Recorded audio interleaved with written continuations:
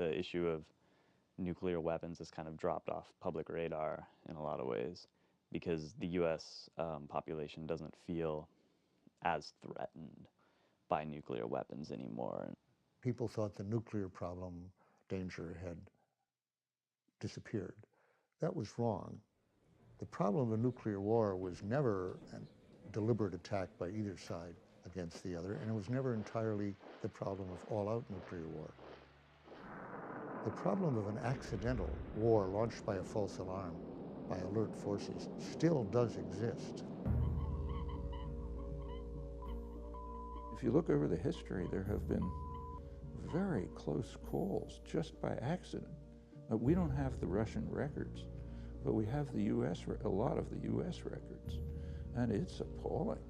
I mean, there's been case after case, probably dozens, if not hundreds of cases, where automated response systems were on the verge of launching a missile strike when human intervention prevented it.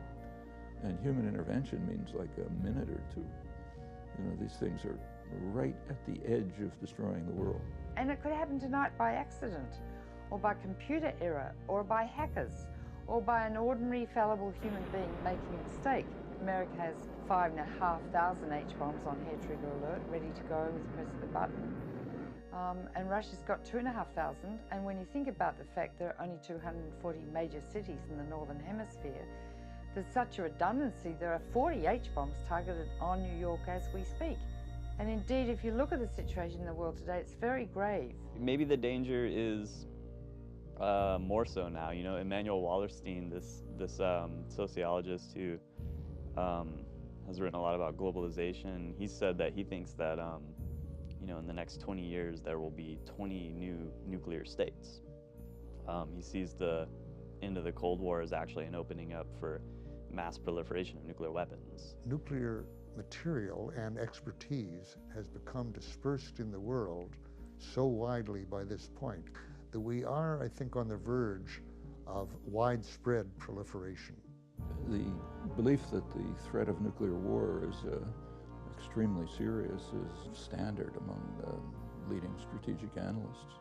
Take, say, Robert McNamara, former Secretary of Defense under Kennedy and Johnson. He thinks his estimate is that it's not only a threat, but it's an imminent threat. He calls it apocalypse soon. Any internationally tense situation can set up a situation where the weapons could be launched.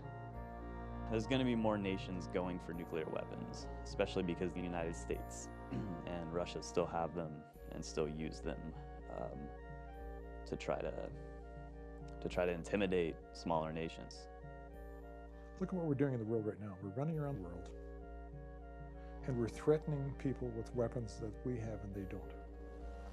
We love to fly around in helicopters and shoot precision missiles at people who are carrying rifles. The only balance that comes into that is when they also have helicopters, or you also are reduced to only having a rifle. Once you're reduced to equal weaponry, then you're ready to talk. Prior to that, it's just great fun killing people.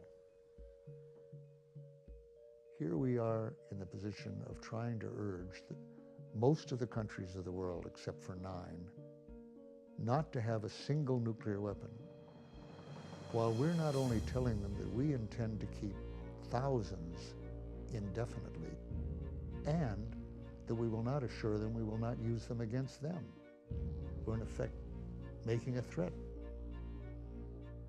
The way the United States particularly is behaving, it is providing incentives to other countries to develop nuclear arms. Look at the case of Iraq. The United States accused Iraq of having nuclear arms and attacked it. It didn't have nuclear arms, and surely the United States knew that and wouldn't have attacked it if it did have nuclear arms. But on the other hand, North Korea actually developed nuclear arms, and the United States negotiated. So the demonstration to the world is that having the nuclear weapons makes you a lot safer from US threats, or in the case of Iraq, actual attack. What is the United States really number one in an unchallenged way, where nobody can come even close to our level of dominance, our level of preeminence? food growing, oil production, human capital. There's only one thing, and that is the military. Problems are left to the insiders, and the insiders on the whole are committed to U.S. empire. And to run the world, they want nuclear threats. And so long as the leaders in the U.S. are committed to the use of nuclear weapons, the rest of the world is going to keep theirs or get theirs. And the prospects for human survival are not great.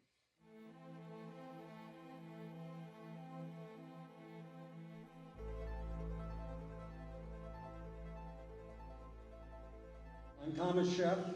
I've been teaching and researching at this university for 43 years, but I find myself ashamed to be a part of the UC system in a time when it is providing weapons for criminal activity. I think it's absolutely wrong for any university to be involved in making weapons of mass destruction, weapons that are illegal under international law, weapons that by any definition of morality are immoral, weapons that kill indiscriminately, weapons that could destroy civilization. I beg that you guys seriously stop to think about our participation in nuclear proliferation of WMDs and how it affects our species' chance of survival.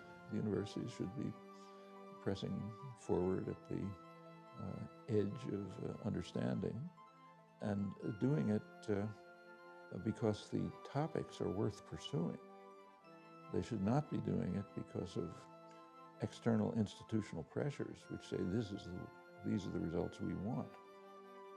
So they should not be at the bidding of the state or of corporations or of any other group in society.